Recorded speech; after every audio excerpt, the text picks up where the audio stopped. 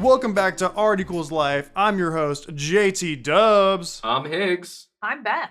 Yeah, so our good friend Moose is unable to come to the podcast today. She's got some kid stuff she's taking care of, very busy with her motherly duties. But in place of Moose, we have Higgs's wife, Beth, who is here for the very first time on the podcast. Beth has sort of served as like a producer for us. She's done some of our graphics and just generally like helped out with like fake commercials and stuff. So yeah, like welcome Beth to Art Equals Life. Thank you for having me. I'm kind of like Higgs 2.0.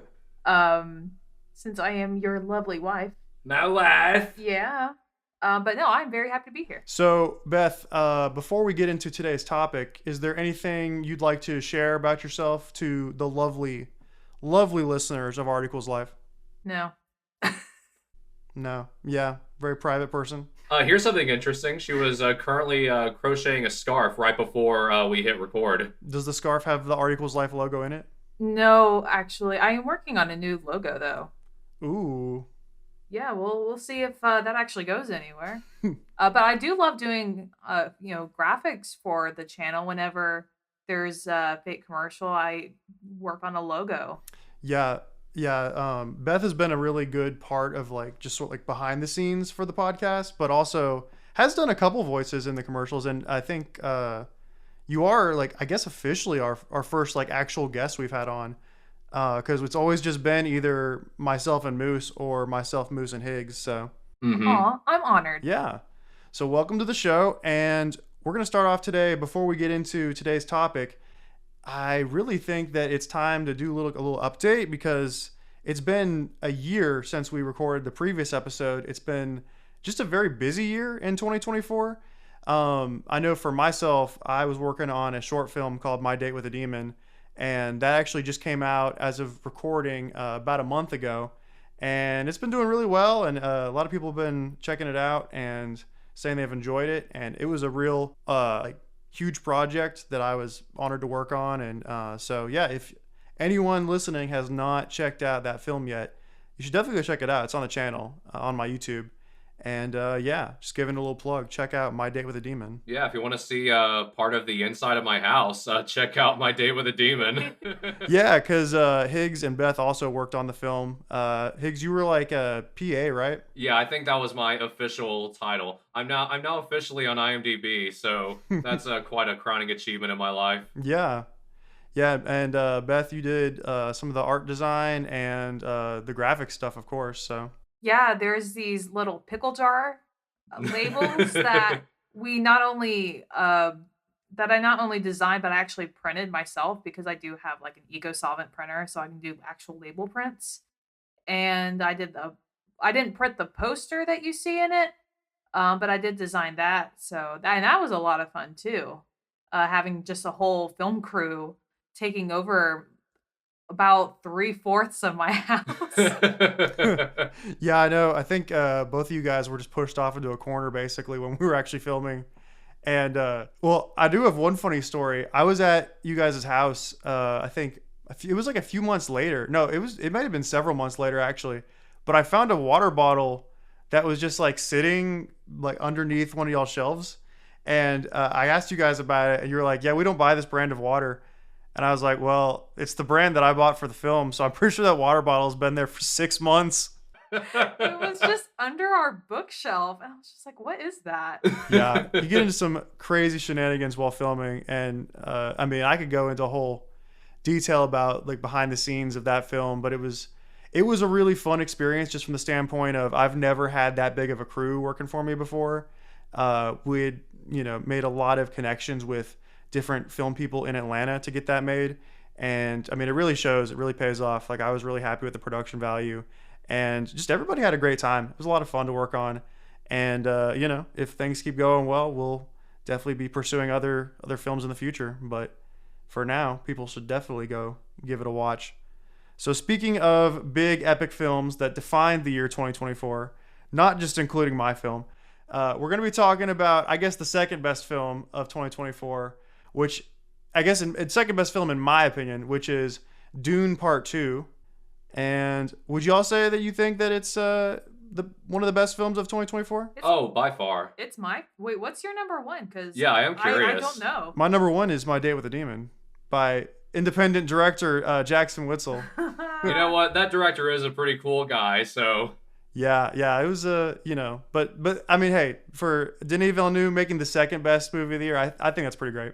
So I know when we had talked about doing this as an episode, you guys had really expressed a lot of interest in talking about this. I think that was one of the reasons why Beth wanted to come on as a guest, was because you had so much to say about this film. So I guess for our listeners, if either one of y'all just wants to sort of like start us off with maybe just like a little bit of information about the film, what you think about it, like maybe why specifically this film deserves to be spoken of so highly in the context of one of the best films of this year. hmm Well, one of the biggest like themes of Dune, and that kind of what we're talking about for this whole podcast, is this idea of the sort of Messiah complex. Because in the film, the main character Paul Atreides is essentially built up by this tribe of individuals who live on the planet of Dune called the Fremen, and they essentially build our main character up to be their Messiah, despite the fact that he has no intention of wanting to be their savior. They build him up to such a high pedestal that it's almost inevitable that he ends up claiming this title, whether he wants it or not, and whether the consequences for it are good or not. Absolutely. I don't really have much to add. Yeah, no, I think what really stands out to me in this film is you've got Timothée Chalamet, who is Higgs's favorite actor of all time, probably. He's my hall pass, if you will. But I honestly, more than just a pretty boy, I really do think that Timothée Chalamet really stood out to me in this role. I feel like this might be, well, it honestly probably is my favorite thing I've seen him in, just from the standpoint of like in the first Dune, he's good in the role, but I didn't feel like we got to see his full range in that because his character was so much more subdued in that film. Whereas this one, I just really felt like he really clicked with that role, and it's like you get to see he does like such a good job with the subtlety of his acting, just showing the nuance of, he doesn't want to be the chosen one or the Messiah, but you can also tell that he's sort of intrigued by it, and it's like his lust for revenge is what really just pushes him over the edge to eventually just, become the Messiah. That on top of just everybody else except for his lovely lady Shawnee. Everybody else is just pushing him towards that role. And I think there's sort of an inevitability to it. Like, you never believe for 1 second while watching it that he's not going to become the chosen one, but you do believe that he doesn't want it, or at least is convincing himself that he doesn't want it. So I think that nuance to that performance is really good. I think that with the wrong actor, they wouldn't have been able to like portray that well. I think there would have been a little bit of an issue where he does sort of make that decision almost like suddenly in the film. And I think if you didn't have an actor that was able to pull that off, then it really wouldn't work, because it would essentially just feel like, oh, he just changed his mind on the drop of at the drop of a hat. Like, doesn't work, feels too sudden. But it would be very much like, and I hate to already start in with the Star Wars comparisons, but it'd be sort of like when Anakin Skywalker becomes Darth Vader, how it literally within one scene is just killing children. Yeah, he goes from being heroic to wanting to kill children in the span of like 10 seconds.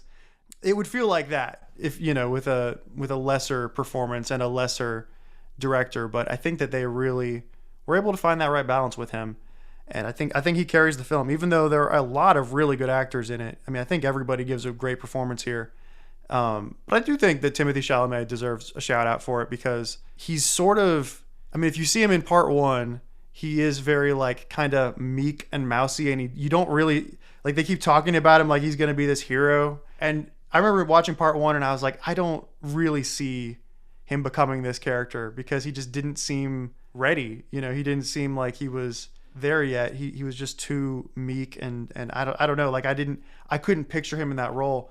But in the second one, he sort of gets this swagger about halfway through where it's like, oh shit, like he's really not messing around. And I don't know, I think it just, that sort of mixed with, I think the score in this film is so incredible. And anyone who didn't get to see it in theaters or in IMAX, like you really missed out, because getting to sort of have that experience with the sound, like just sitting in an IMAX theater, getting to experience like that surround sound around you, like it was insane. Especially like the worm riding scene, like that was to me the first part of the movie where it was like, okay, this film is doing just stuff that really takes you on an experience and on like a ride that you're not really used to seeing with movies anymore. Because I sort of feel like with a lot of films nowadays, you get, I don't know, it's like we're sort of overstimulated and it feels like we've seen everything. And especially with like action movies, like there's just so much CGI crap on screen that your brain just sort of like shuts down.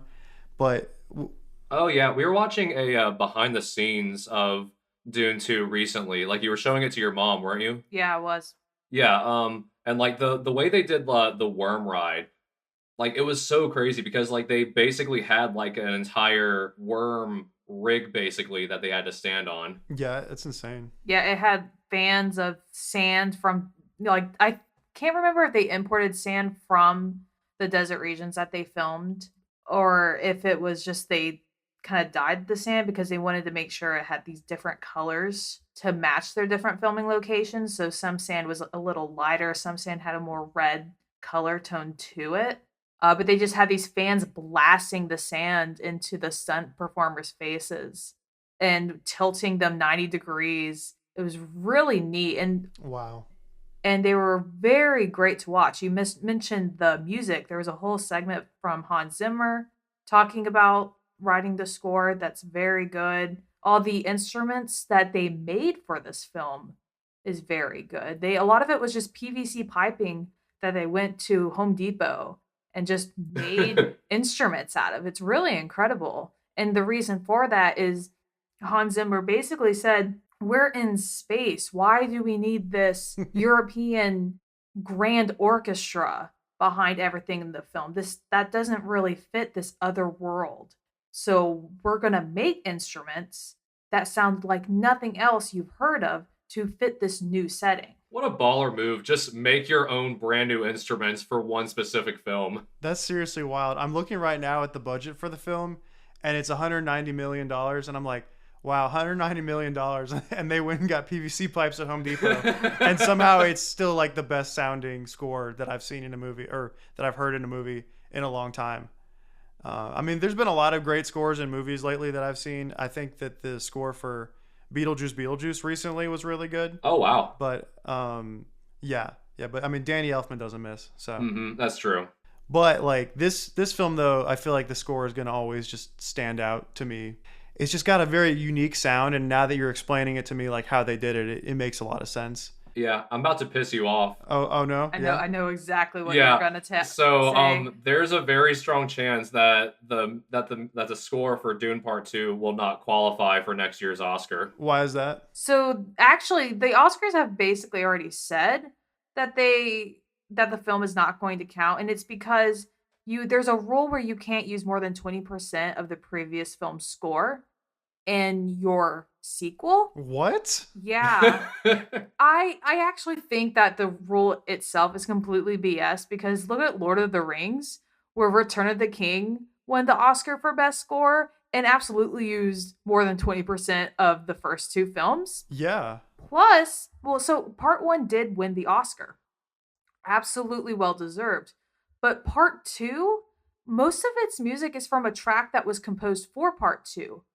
Which I wish I could remember. I actually have the soundtrack, and it's the soundtrack is absolutely going to show up in my like what you listen to most. Your Spotify Wrapped. Mm-hmm. A Time of Quiet Between the Storms is the kind of love theme between Paul and Chani. That's one of my favorite songs, just in like any of the movies. Mm-hmm. And it's woven through not just the two of them, but through so many different scenarios. And then you have Gady Prime with the Harkonnens that have its own soundtrack as well, that I just don't understand where they see that more than 20% of the film is music from the first film. Yeah, there's some themes that are reused, but I do think that most of it is new.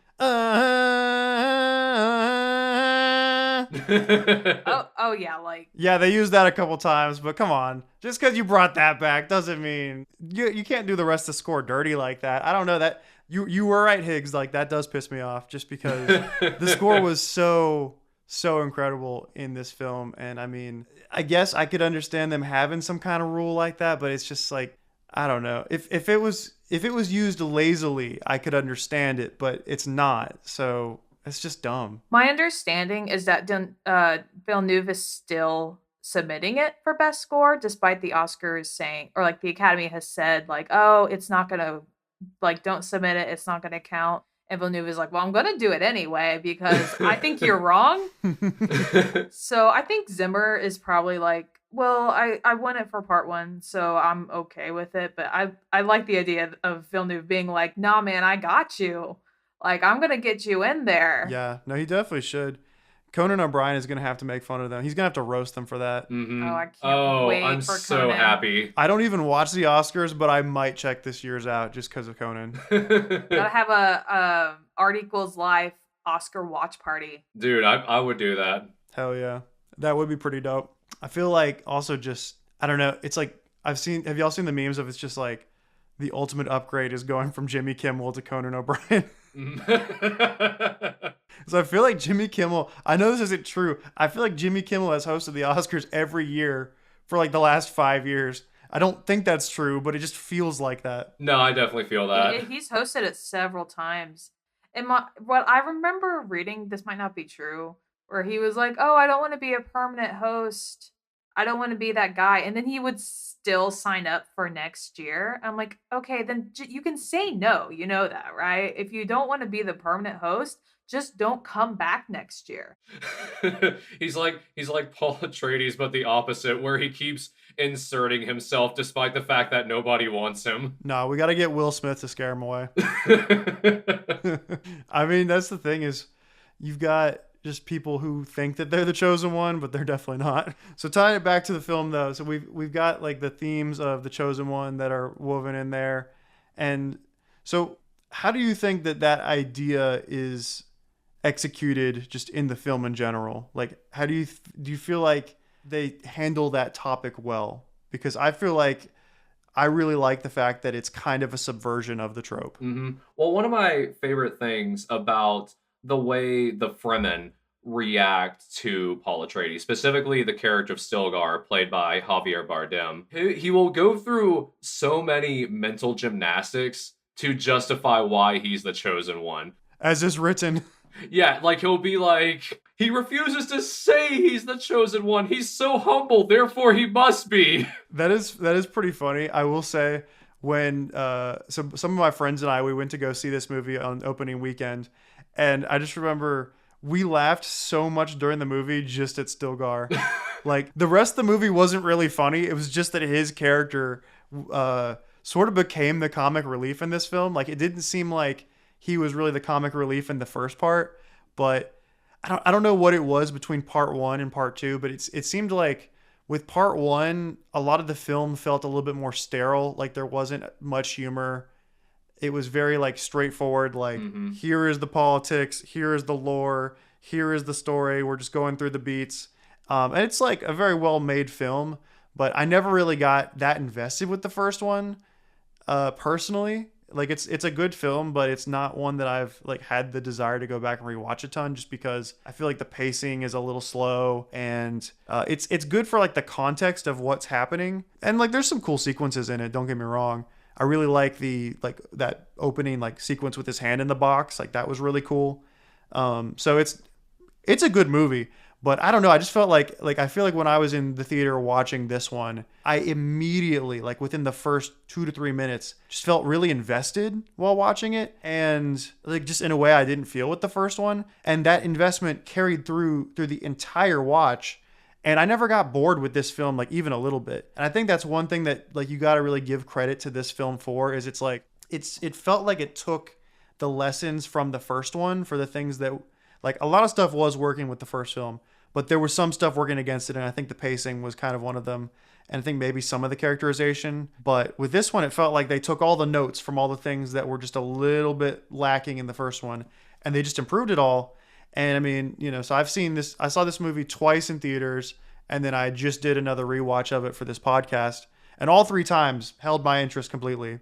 I never got bored throughout any of it. And it just does a really good job, I feel like, of weaving in like a lot of lore and a lot of character development. But it throws it at you at just the right pace to where it all just is very engaging throughout. How did y'all feel about that aspect of the film? Oh, I agree 100%. Like, like you said, Dune Part 1, it does have a good amount of action and a lot of really good sequences.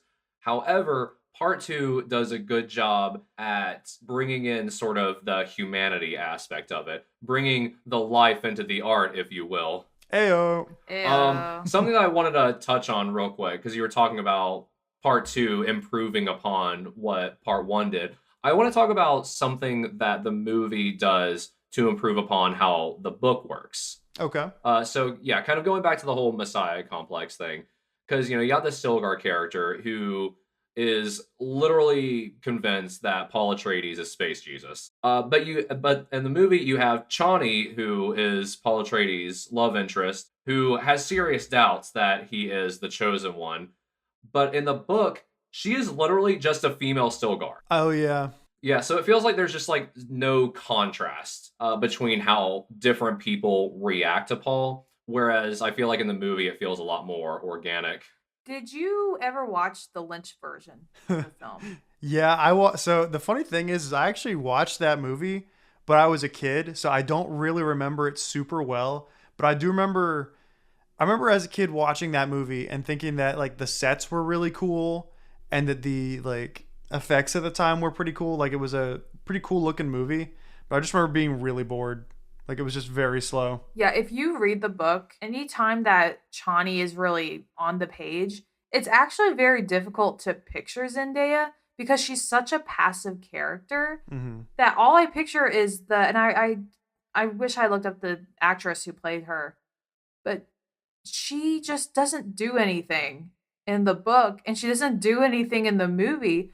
And when I would try to picture Zendaya, I'm like, I can't, because Zendaya's version of Chani is such a great character that I feel like I'm doing a disservice to her if I were to picture her reading the book. Oh yeah. Which really just goes to show that just because something is a faithful adaptation doesn't mean it's a better adaptation. So one of the things about the book is there's a lot of internal dialogue, a lot of you read what the character is thinking, which the Lynch version does. You hear their thoughts a lot, but that's one, it does not translate to film at all, as you can see in the Lynch version. But what they did with this version, with Villeneuve's version, is they took the character of Chani and had her represent Paul's doubts that he had in the book.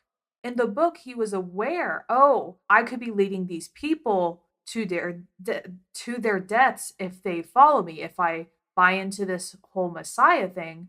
So I don't want to do that. And in the book, Chani's like, whatever, man. Like, just do what you want to do. She's just a bro. She's like, yeah, dude, whatever. It's all good. Basically.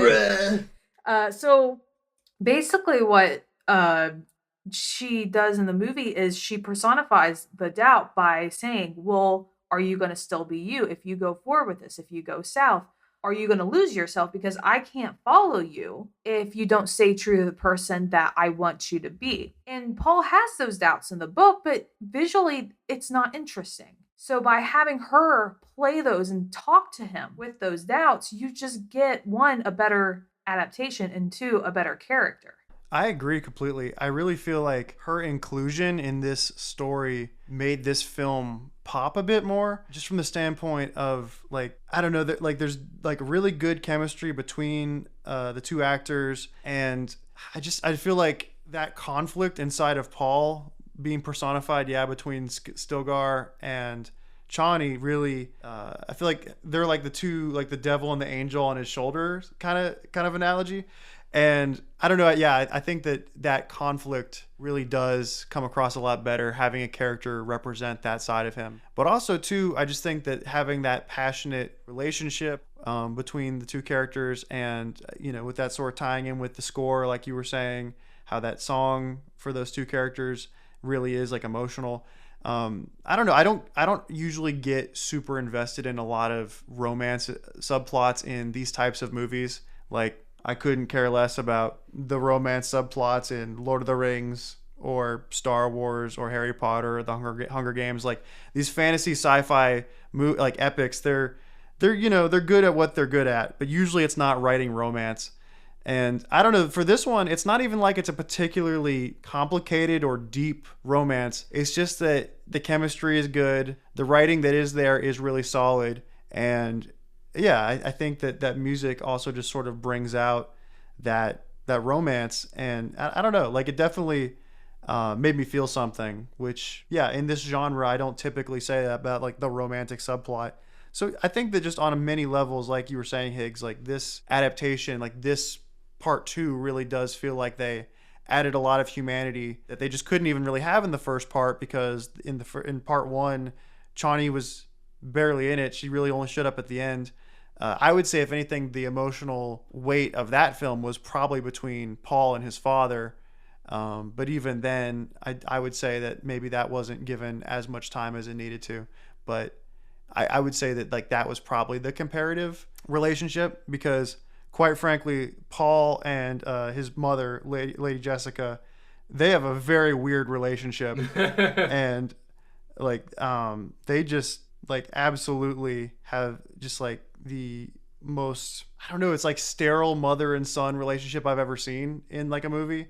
And it's very interesting. I don't know, like Rebecca Ferguson is probably one of my favorite actors in these two films, because she's very compelling at the beginning of part one, and then just as it goes on, you just realize like she's basically just using her own son for personal gain, like, and to like she moves him like a chess piece along the board for like to give herself power. And I don't know, like having like the mother character do that is just so unique and different, and you don't really see that too much in these types of films. Usually like the parents are just dead or something, and actually getting to see like the negative side of like a parent like taking advantage of their child like this, and like really pushing him on this path to become something that he didn't really want to be. I don't know, I just thought it was like a really interesting dynamic, and Rebecca Ferguson, just as an actress, did a really good job of like first making herself seem sympathetic, but then it's like as you go on, you're just like, oh, you're just a terrible person. I really do think she should be nominated for an Oscar. Her character was so intriguing to me in both part one and part two. I liked the analogy you used of the chess piece, because in the first one, it's kind of like, I think I have a chance to do something. She had a son when she was told not to. The Reverend Mother is even like, oh, you actually thought you could bring the one? And Lady Jessica's like, I mean, yeah, I kind of did. And then in part two, she becomes terrifying as a character when she has the power. One of the things I really like about the first film is when you kind of start to get the impression that she can be someone to fear, which is when she and Paul are kidnapped by the Harkonnens to be dropped off into the desert. And, Paul uses the voice to get her gag removed, and she immediately tells one of them to kill the other, just this harsh kill him in the voice, which is also different from the book, where she kind of tries to do like this, oh, you should fight over me, like it's very bizarre. And they do that in the Lynch film too, like, oh, like, would you fight over me? And it convinces him to kill one of the other ones, like the sort of seductress type thing. Yeah, it's very bizarre. And I think by just saying kill him in the voice is so much more effective. And I actually like Paul's reaction to it too. He looks at her like, oh my gosh. like when she stabs one of them, like, I did not see you doing this. Well, something else that I think that this film kind of touches on is the fact that, the more power you have, the more it corrupts you. It's a very similar message to the Lord of the Rings films. I was noticing that too. It was like as soon as a person became more powerful, they just start doing just like worse things just very quickly. She has like this one power, which is to use the voice, and she immediately uses it for murder. Yeah. That's also why, Duke Leto Atreides is such an interesting character. Oscar Isaacs does such a great job playing such a sympathetic father, who really cares about his planet, his loyalty to the Emperor and to his son, as opposed to, Lady Jessica, who's not his wife. he doesn't want to use his power for evil. He wants to use it to help people. He actually says, I will give Arrakis back its power. I still control it as given, directed by the Emperor, but I actually want to do something good for it. And that's why Stilgar is like, okay, I like you. I'm gonna respect you, because he's one of the first people who have, earned stewardship of the planet to not immediately take the spies for their own personal gain. Yes, he wants to use the Fremen. He wants to befriend the Fremen to help with their armies, to help gain some power. But he's not doing it for his own self-gain. He's doing it also to help the Fremen. Yeah, and in a way, it's almost like, I feel like when they kill off Leto Atreides, it's sort of like killing off that part of Paul that believes in doing good. Mm-hmm. And you can just see, like, throughout the second film, that not having the influence of his father around anymore is just making him a worse person and making him sort of willing to stoop to lower lows. Oh, absolutely. Which I can only imagine because I haven't read the books. I can only imagine he's going to get worse in the third film. So it's funny because we're currently going through Dune Messiah. The whole point of the book was literally because people who read the first Dune were basically treating the ending of Dune like a happy ending. And Frank Herbert basically had to write a second book basically about how sad Paul Atreides is that he basically started a holy war in his name. So it's basically the good version of Joker Folie à Deux. Yeah, it's like, you misinterpreted the ending of my work, so I'm gonna make an entire sequel just to tell you you're wrong for feeling this way. Yeah, it was literally just Frank Herbert just telling his entire fan base, "No, you idiot." Oh man. Yeah, don't get me started on Folie à Deux. That would be a whole different discussion right there. Well, before we move on, is there any last points about the film that either of y'all want to bring up? Like part one? Well, we're about to move on to commercial break, so if there's anything you guys want to talk about for either part, because this will be sort of where we finish talking about the film, and then we'll move on to the topic afterwards. Honestly, stop me now, because I can really keep talking about these two films. Yeah, no, there's definitely like a lot to discuss. I guess if there's any like last little points you wanted to bring up beforehand. No, I think I'm good. Okay. Well, on that note, we're going to be going to commercial break. So we'll be right back after these messages. Well, honey, what does it say? It's positive, but we can't afford kids. How are we gonna raise this baby? Did somebody say baby? Who the f*** are you? I'm Stan Work, CEO of Crapple, inventor of the euphony, Crapplebees, etc. I'm world renowned. Stan Work? I thought you were dead. Nonsense, darling. I'm here to fix your parenting problems once and for all. Wait, really? Presenting the latest and greatest invention from Crapple, the iBaby. All the self-fulfillment of raising a child at a fraction of the cost. This cutting-edge hardware will only cost you a grand total of $1499.99. That's still less than it costs to give birth to a human baby. The iBaby? Wow! Finally, we can raise a child in this turbulent economy without breaking the bank. iBaby crying too much? For an extra $30 a month, you can activate sleep mode. Put that iBaby to sleep and get the much needed rest you deserve. Time to sleep, little iBaby. Activating sleep mode. Mommy needs some me time. Can Daddy join? Do we still get the tax credit? A maximum tax deduction. Your state won't allow an abortion. will carry that baby to term and then yeet that human parasite into the foster system and bring home your little bundle of cords today. Who knew raising a baby could be this easy? Raising a real child requires patience, understanding, and empathy. All things no one has time for these days. Adopt an eye baby and you can treat that little shit however you want. It isn't real, so you can throw it at the window when it pisses you off. Just like a cat.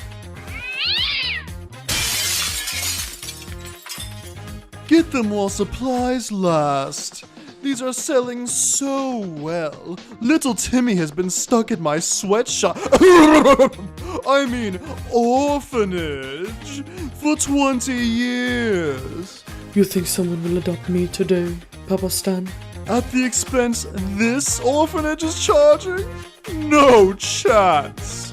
Get back to building me more eye babies, Timmy. Get your eye baby today.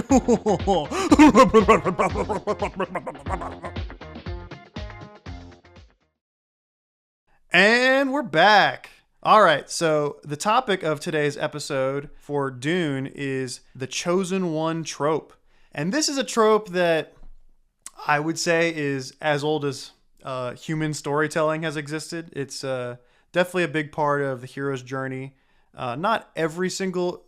So, I mean, every single work of fiction pretty much follows the hero's journey, but the Chosen One trope is like a very specific type of hero's journey. But I would say that it's like very, very common in fantasy, sci-fi, and most religions in real life. And I guess we can sort of discuss how not only is the Chosen One trope very common in fiction, but it definitely bleeds into real life quite a bit. So would either of y'all like to start us off? Well, I actually have a question. Yeah. Do you like seeing the Chosen One trope in films? Does that kind of turn you off from watching a movie when you see that's something that's going to be there? Because it was for me more when I was a kid. So here's my thing with it. I think that if we're just talking classic storytelling, if it's in something that's a little bit older, you know, if it's in like a movie or a book or something that's, I don't know, from early 20th century or older, I kind of give it a pass because that was just sort of the trope of the time. Mm-hmm. So I don't necessarily mind it in older stuff, but I really don't like it too much in modern stuff. And I also just really don't like when it's retroactively added in later, because if you're going to introduce the Chosen One trope, I do think it should come in just right away. You should definitely bring it in the first installment, you know, maybe not chapter 1 of whatever, but like bring it in very early, because I think you have to establish that it is part of the rules of your universe, that there is this Chosen One. And so, I don't know, like if it's something older and it's kind of like just following that tradition, I don't hate it. But I really don't like there's a few examples I have that are just like, they just added the Chosen One trope in later on and it was kind of lazy. For me, the two biggest examples are Star Wars and Harry Potter. Because Star Wars, you have the original trilogy where there is no mention of a Chosen One, and it doesn't seem to be implied that that existed in the Star Wars universe. And then George Lucas decided with the prequels that suddenly Darth Vader was going to be Space Jesus. And it just, I think that like, I don't necessarily hate it because it does, I guess, cycle in with him eventually destroying the Emperor. So like it kind of makes sense, but ultimately like it just felt very tacked on and kind of unnecessary to that story. And then Harry Potter, Harry Potter, they never mentioned the Chosen One thing until like book 5 or 6 maybe. It's like very later on, and it just feels like, I mean, I guess now that we know that J.K. Rowling is not a stable person, it kind of makes sense that she just pulled stuff out of her ass like throughout that whole book series. But I don't know, even though she didn't plan a lot of it out, I do feel like most of the Harry Potter books like flow pretty well into each other, and it didn't feel like they were pulling that much out of their ass. But with the Chosen One trope, it was something that I remember when it came in like later on in those books, it just felt so half-assed and just random. And so, yeah, I don't know. Like, I guess like the short version of what I'm saying is, You know, you can give it a pass if it's something really old, but I think that it's kind of an outdated trope nowadays. And I do think that if you're going to use it nowadays, you got to establish those rules really early on, because otherwise it just feels very, very cliche. But I love the chosen one trope when it's subverted. And that's why I really like it in Dune. Yeah, because it completely flips it on its head. Yeah, because the implication of these films is that the chosen one, Messiah, Lisan Al Gaib, or whatever, like it's not real. It's just something that they've been telling themselves, and Paul has just sort of come along as the guy that is fitting this archetype for them, and they've just sort of foisted that upon him. And you know, I think that there's some implications of that the things there's a lot of implications in part 2 that what he's going to do because of this is a lot of bad things. And I think that's a perfect like lesson to take out of it, is that being the chosen one can be very dangerous, because when people are willing to just give you absolute power because they believe in you through supernatural reasons, like humans are very fallible in real life, and they're not likely to be this perfect Jesus, like character. They're going to make a lot of mistakes, and the more power and the more faith you give them, the more corruptible they are, as we've seen with this film. Yeah, like the more trust that you give individual people, the more you set yourself up for failure. Oh yeah, and set up for disappointment. One of the things that strikes me a lot about this film is how the idea of prophecy isn't even created by the Fremen, it's created by other people. So the Bene Gesserit send their own people to Arrakis to spread the news that somebody else is going to be their Messiah. Mm-hmm. Lisan Al Gaib stands for the voice of the outer world.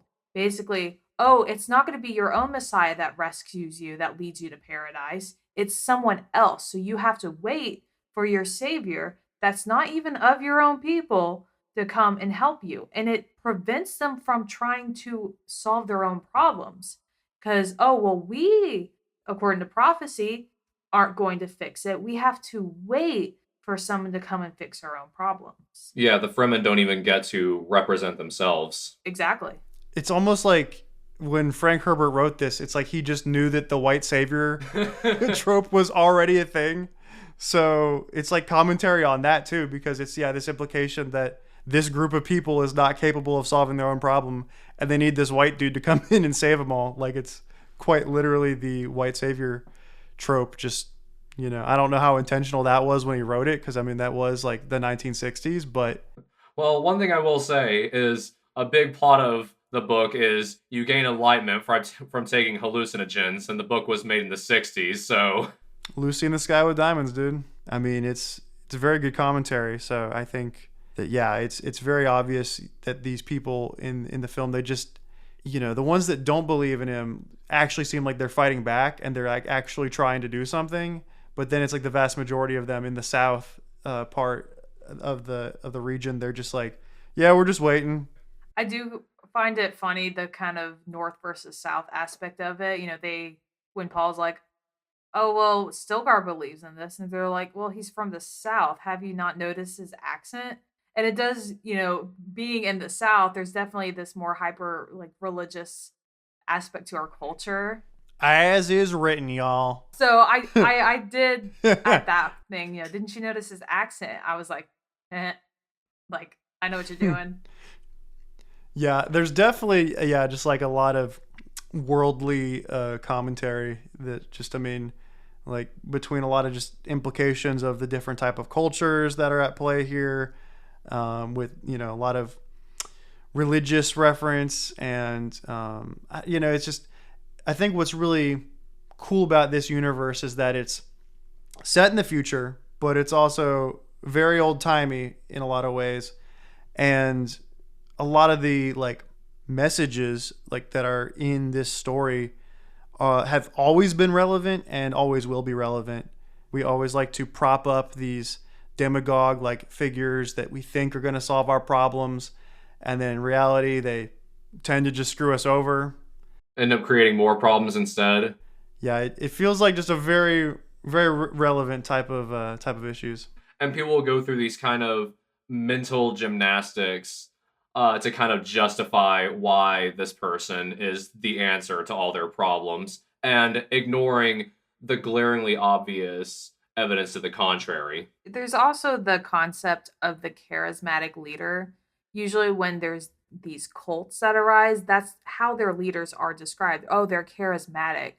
There's a trait about them that we really like. And Paul's a really good representation of that because he starts off, so humble that they're like, oh, well, the Lisa Nagaib is humble, the Mahdi, it has to be him. So he's immediately likable. And, they give him names. He becomes Usul, he becomes Muad'Dib, the desert mouse. And as he makes his way, kind of not really rising the ranks because he's, they're really more just equal under Stilgar, who rules their siege. But he is just respected amongst the community for what he's done for them. So when he steps up as their so and so, Mahdi, they follow him immediately based off what he does, what he says. Almost kind of, the idea of miracles. The scene that I think could get Timothée Chalamet his Oscar nomination is when he approaches all the councils. When they're in the cave. Yeah. And he starts telling people things about them that only I, as your Messiah, could possibly know. And one of my favorites is the second person he talks to, where he says, in your nightmares, you give water. What is it? He says, you give moisture to the dead. And you like it. Which, if you think about it in Fremen terms, that means you cry for the dead. You're not supposed to cry for the dead. That's a waste of your moisture. So by telling this person, I've seen your worst nightmares, and this is what they are, they just immediately fall in awe on their knees. You have to be him. I really think it's one of the best examples of that charismatic leader to a cult standard that we've seen. Well, in fiction, but in real life, we've seen even better examples. See, my favorite scene in the movie is when Paul gets shot in the ear and then he gets back up and he pumps his fist in the air and says, fight, fight, fight. And there's the American flag in the background. To me, that was definitely the best scene of the movie that really showed off his ability to be this charismatic leader that was standing up, for people. And other than that weird bronzer that he put on his face, I don't know, Timothée Chalamet he does not look good with the spray tan, to be honest. And then he went on this weird rant about the Fremen eating the cats and the dogs, and it was dude, what are you talking about? They're eating the worms. But yeah, I guess without being around the bush, we could definitely say that we're recording this in November of 2024, and we do feel like we've seen in real life that people really do crave this quote unquote strong man, charismatic leader, demagogue type figure who, is going to lead people through a tough time. And that sometimes having a narrative and making yourself the main character of your own story and having this very clear, this is the villain, we're going to fight the villain, we're the heroes of this story and we've got a narrative. That type of mentality really is powerful because it gives people something to believe in, versus the alternative, which is not giving people something to believe in, trying to play things too safe and not really change anything.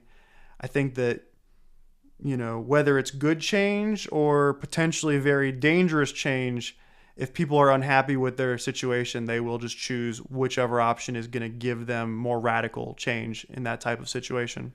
Yeah. There's a draw to people who say, oh, I'm going to fix your problems. And living where we do in the South, we see people almost, they will flat out say, I love this politician. I've actually heard people say love. And I feel like a lot of people don't understand that if you don't live around it, this fervor for these politicians who they think can actually fix their problems. Or just the answer to all their problems. Yeah. Some of the signs, the flags that we see, I've seen people put flags on the fronts of their houses. Yeah, I've seen people do billboards, and in Florida, I've seen actual monuments painted out on walls. There is, yeah, like this sort of worshiping that happens when you.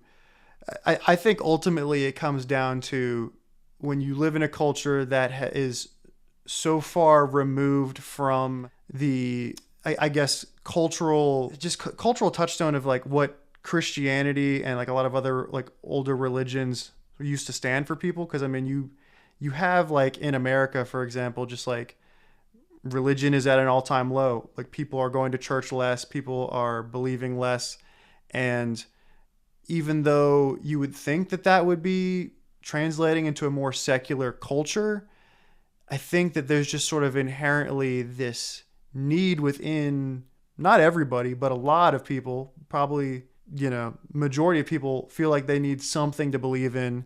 And it's just a lot easier to pinpoint that onto like a central figure and some kind of like entity, because it makes you feel like you belong to something, you're a part of something, you have something to believe in or someone to believe in. And, prior to this past year, I don't think I really saw that as like the reason why this was happening. But I think when essentially like the institutions in America, that the government could work, the belief that in the church, the belief in all these things, when like your faith in institutions has gone to an all-time low, you will turn to something that is an alternative. And sometimes that alternative can be something that is more dangerous and more harmful to your culture as a whole. But it's like, just because there is something there to latch onto, that is just better than believing in nothing, because when you believe in nothing, you feel empty. Yeah, a thirsty population will go towards the thing that promises them water. Even if the water is just piss, it's still more liquid than nothing, than the drought.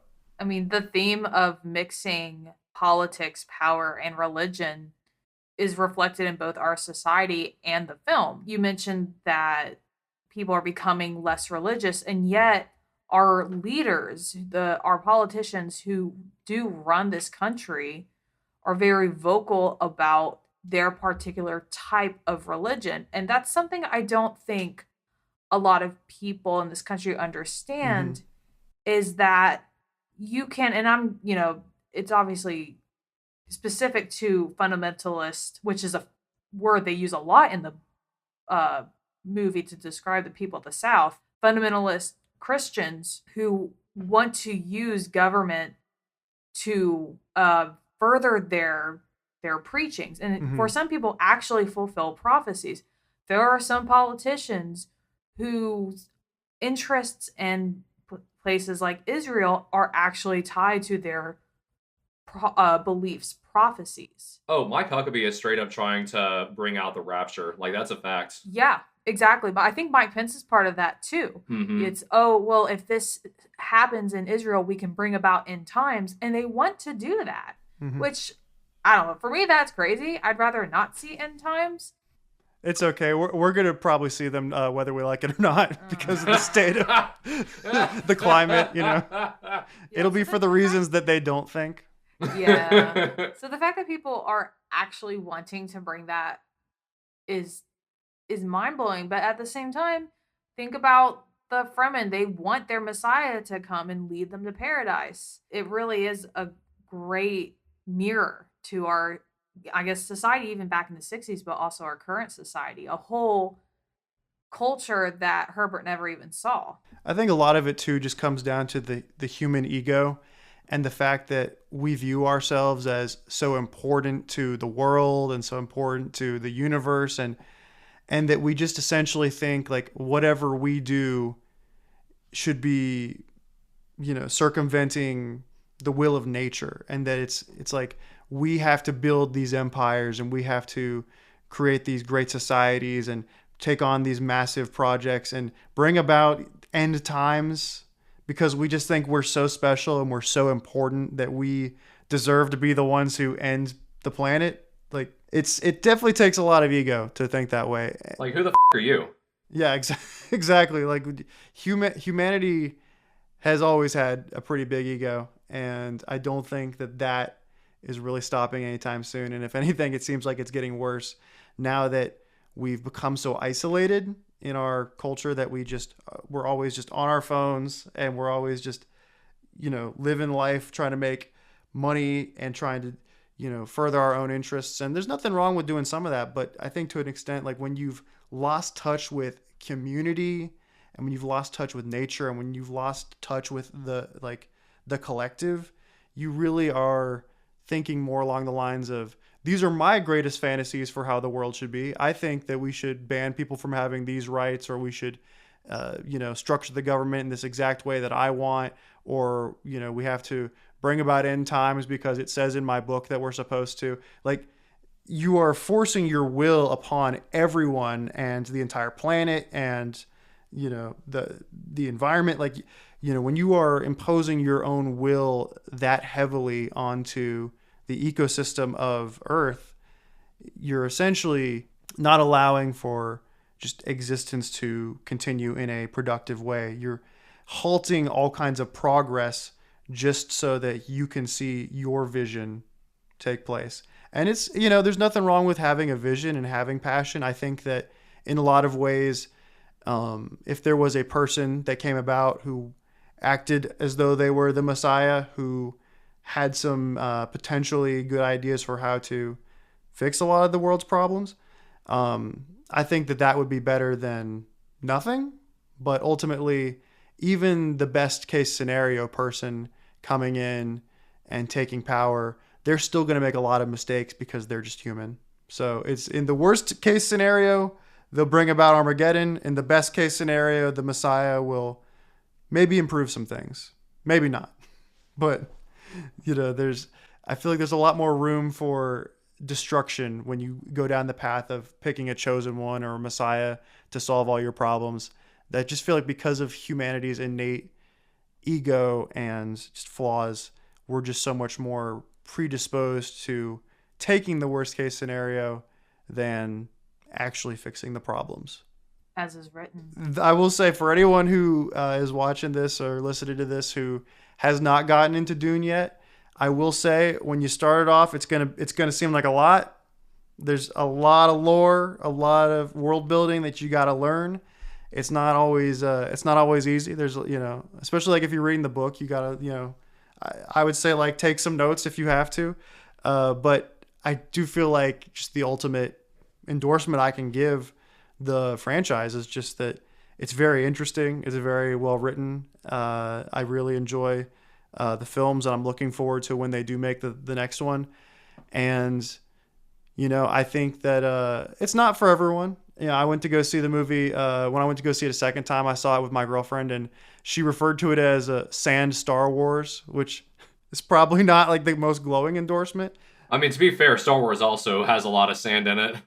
That is true. There's I don't like sand. I would go a step further and say this is the anti-Star Wars. That's true. It takes place a long time ago, but there's a lot of futuristic stuff. Dune takes place in the future, but feels very much like a relic of the past. That's really interesting. Like, yeah, when you put it like that, it really does make sense as it being the anti-Star Wars. And I mean, it's older than Star Wars too, which is kind of funny. So you can't even say it's like, it in a way, it feels like the answer to like what everybody's hating about Star Wars now, but ironically, like, it's older than Star Wars. So it just sort of goes to show. Like, if anything, George Lucas stole from Dune. Oh, absolutely. He did. I mean, George Lucas stole from everything. That's kind of the appeal of Star Wars, is that, like, he took a lot of stuff that everybody liked and just mashed it together into one thing.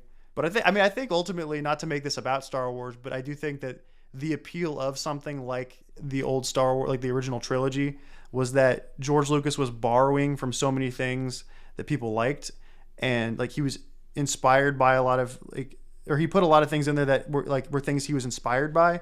And the issue now with like the modern Star Wars is that the only thing they're inspired by is just old Star Wars, and they're not pulling from anything anymore, and so they're not really as inspired.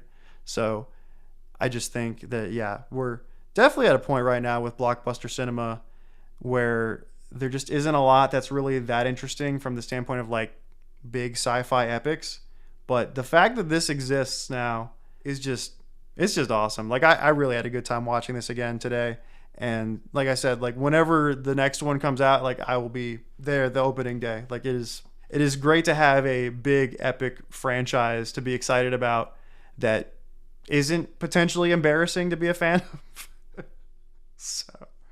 So yeah, but on that note, thank you everybody for listening to Art Equals Life. I'm your host JT Dubs. I'm Higgs. I'm Beth. And we'll see you guys next time. Peace out. Lisa Nagaib. Lisa Nagaib. Madi.